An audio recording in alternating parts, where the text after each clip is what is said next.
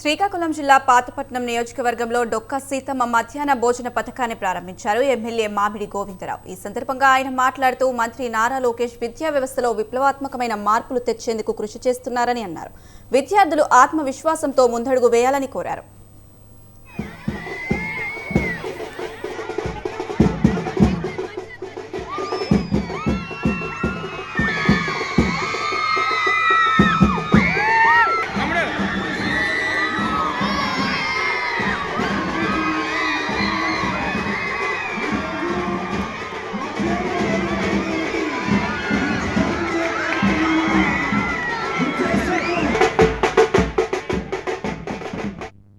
మీ తల్లిదండ్రులందరూ ఆశీర్వదించిన ప్రభుత్వం.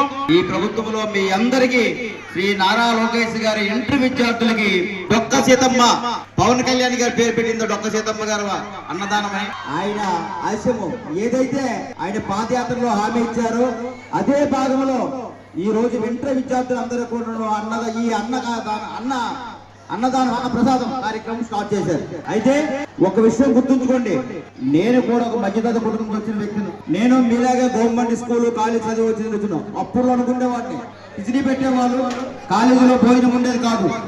మా అమ్మా నాన్న నేను కాలేజీకి వెళ్ళటం మా అమ్మా నాన్న రోజుల్లో కష్టపడితే 7 రూపాయలు వస్తే ఆ 7 రూపాయలు నాకు ఇస్తే ఆ 7 రూపాయలు పట్టుకొని నర్సనపేట కాలేజీకి వెళ్తే ఇంటి నుంచి